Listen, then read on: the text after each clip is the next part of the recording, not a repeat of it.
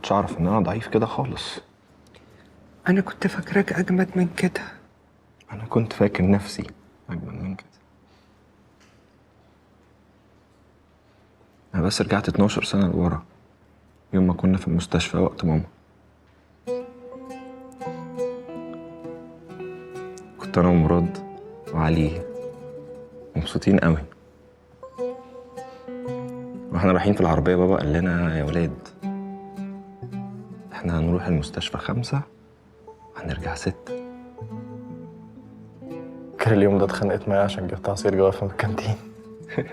كان اخر واحد كنت عايز اشربه. بابا دخل وقال لي ادي العصير لاخوك واحنا راجعين هجيب لك واحد. انتوا ازاي فاكرين التفاصيل قوي كده؟ وقفنا قدام اوضه العمليات وماما دخلت وحصل اللي حصل.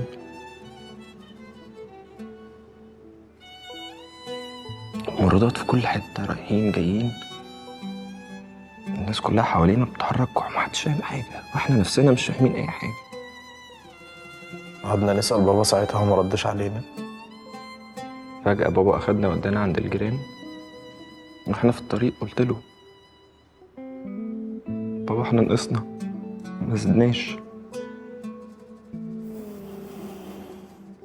هو مردش عليا وقتها وقعد يعيط. طب ممكن بس انتوا الاتنين والنبي كفايه. انا كنت خايف ده اللي يحصل بس يا حبيبي. أنا كمان خايف. هو لو بابا جراله حاجة انتي هتسيبينا صح؟ نبقى من غير أب وأم يعني.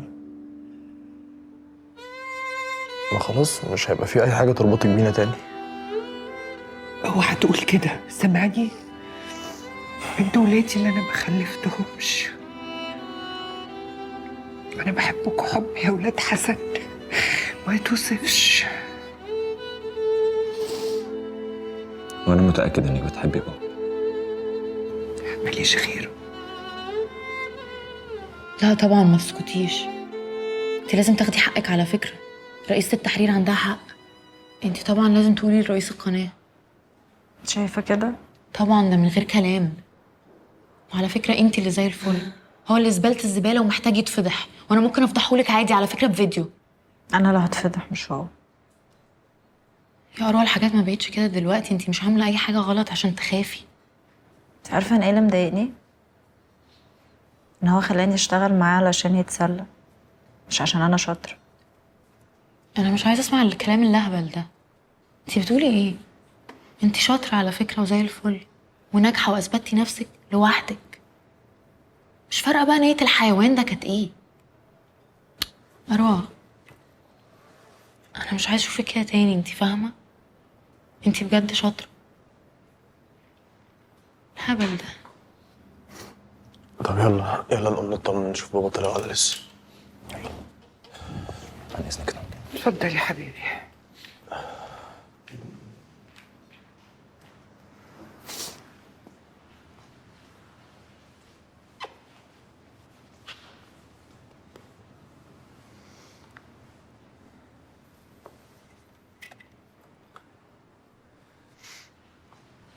مالك؟ معلش، مش مصدقاكي. هي بس قلقانة شوية على علي يا ماما. هو انا ما اعرفكوش ولا ايه؟ ما اطمنت على علي. في حاجه تانية؟ في ايه؟ مفيش أي. ماشي، لينا كلام بعدين لما حسن يطلع من العمليات بالسلامه يا رب. وتروحي تنامي عشان عندك هوا بالليل. لا مش مهم. يعني ايه مش مهم؟ مش مهم يا بابا خرج. بجد؟ ايه ده؟ أنا عايز أشوف علي. تاني يا حسن؟ ما الدكتور قال ما فيش حركه النهارده. وانت ليه عاوز تقلقه عليك يا حبيبي؟ عاوز أطمن عليه أنا. ما انا عارفه. زينب. يا زينب شفت علي؟ الحمد لله هو كويس قوي. النبي. بس بس ايه؟ اخوكي الصراحه معرفش يستر، اتكلم برضه. مش ممكن يا رمزي. انت ليه مش عايز تصدقني عادي؟ كله تمام، ده هما دعامتين وتسليك. اهو معاك. يا علي، ايه يا حبيبي ازاي؟ طب الحمد لله انا كويس يا حبيبي، انا كويس.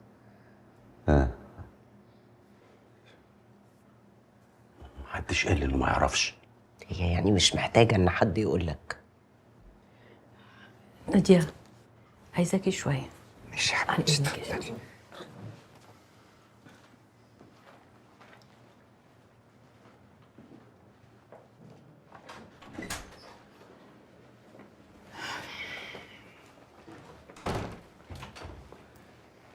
ايه يا حبيبتي؟ نادية خدي دول يا نادية. ايه ده يا زينب؟ دي فلوس حسن. لما يقوم بالسلامة يا حبيبتي بإيديهم له. ليه بس كده؟ ما انتي وهو واحد. خلاص ما تتضايقيش، انا هنزل الحسابات بنفسي. تعبش نفسك، الحساب مدفوع. ما تزعلينيش منك يا زينب. حسن ده جوزي وعلي ده ابني، وزي ما انا مسؤولة منهم هم كمان مسؤولين مني. كنت عارفة ان انتي بنت اصول طول عمرك. ربنا يقومه لنا بالسلامة. تعالوا يا حبايبي. ممكن تروحوا بقى عشان انتوا الاتنين ما نمتوش وانتي عندك شغل بالليل. لا مش مهم. ايه اللي مش مهم؟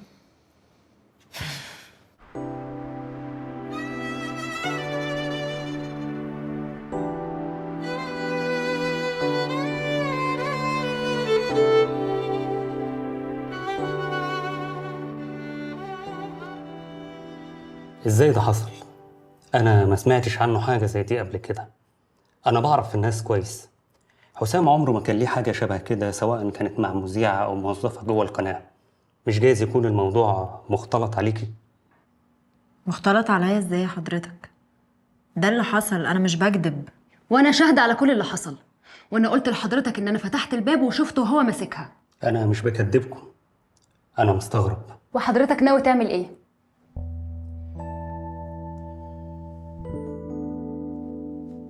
عاوز حاجة؟ عايزك جنبي على طول. ده هنا دلع على فكرة، والدكتور قال انت ممكن تمشي في اي وقت. خضت عليا؟ لا، انا كنت هتجنن يا حسن. امبارح اتعلمت درس متخيلتش ان انا كنت ممكن اتعلمه. درس ايه؟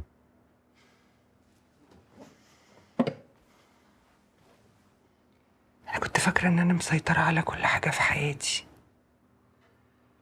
بناتي وبيتي وانت. كنت فاكرة ان كل حاجة في ايدي. امبارح اكتشفت ان انا عاجزة عن السيطرة يا حسن وانا مكسورة. انت لما وقعت انا اتكسرت. بعد الشر عليك من الكسر يا غالي. بس انا لسه زعلانة منك. ليه؟ اللي انت عملته. يا نادية، أنا خلاص بقيت خردة. ما تقولش على نفسك كده. خلاص خلينا نغير الموضوع، مش عاوزة اتكلم في الموضوع ده تاني. مش كده؟ مش وقت خالص. فريدة، نعم. هو احنا ممكن نتكلم شوية؟ نتكلم؟ لا المكان ولا الظرف يسمحوا يا يحيى. فريدة، دينا جات لي النهارده، كانت عايزة ترجع لما عرفت ان احنا اتطلقنا. ارجعوا. انا رفضت يا فريدة، قلت لها ان انا عايش عشان حاجة تانية اهم بكتير. وانا كان ممكن ما اقولكيش، بس انا مقرر ان انا اقولك على اي حاجة بعد كده. احنا اصحاب يا فريدة، اصحاب ما بيخبوش على بعض حاجة، ولا ايه؟ وعشان احنا اصحاب وما بنخبيش عن بعض حاجة، معنى انك تيجي تقول لي ده معناه ان انت عايز حد يقولك برافو انك عملت كده ويسقف لك. ولاننا اصحاب برضو يا يحيى، والمفروض ان انا اقولك الحقيقة، ده معناه ان انت لسه مش واصل لقرار. لأن اللي واصل لقرار يا يحيى لا بيبقى عايز يقول ولا يسمع، ولا بيستنى حد يقول له برافو ولا يسقف له. تمام؟ تمام. لو سمحت موجة يا فندم. غرفة المهندس حسن الباشا. أول أوضة على اليمين. شكرا. يلا يا يحيى.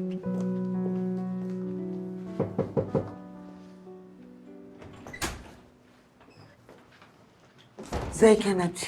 سلامتك يا باشمهندس. الله يسلمك. الحمد لله على السلامة يا بطل. الله يخليك يا ازيك يا نادية؟ ازيك يا يحيى؟ اتفضلوا. شكرا. ألف سلام عليك. الله يسلمك. انتوا اتحسدتوا ولا ايه؟ الحمد لله. الحمد لله. الحمد لله. الكلام ده ما حصلش. دي واحده كدابه. احترم نفسك. احترمي انت نفسك. أنا شفتك وسمعتك بنفسي. وانت كمان كدابه. ايه القذاره دي؟ هو في ايه؟ عايزين تبوظوا سمعتي ولا ايه؟ لا انت سمعتك لسه هتبوظ لما افضحك على السوشيال ميديا. شفت الهانم عايزه تعمل ايه؟ الهانم عايزه تركب الترند ده بعد لما لمعتها ونورتها. فعلا نكره للجميل. انت حقير. انا مش قادره اتكلم معاك من كتر قذارتك. ايه القرف ده؟ انا مش هرد يا استاذ على العبث ده. دول فاكرين ان هم هيختاروني معنويا، بس يكون في علمكم شويه الخطط اللي بتعملوها دي كلها هتفشل حتى لو طلعتوا واتكلمتوا. عارفين ليه؟ عشان الخسران في الموضوع ده اللي قالت مش اللي عمل. ده لو كان عمل يا استاذ. تمام، وانا هحول الموضوع للشؤون القانونيه عشان يخضع للتحقيق.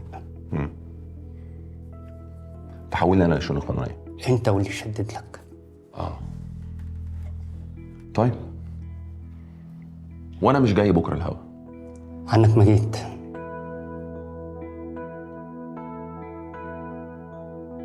يعني أنت يا دكتور علي ما بتتهمش أي حد بالتحريض حتى؟ لا مفيش حد. على العموم التحقيقات لسه شغالة، وأكيد أول ما نوصل للمتهم هنبلغك. طبعا وقتها هنعرف منه إذا كان في تحريض فعلا ولا لأ. الحمد لله على سلامتك. عن إذنكم. اتفضل.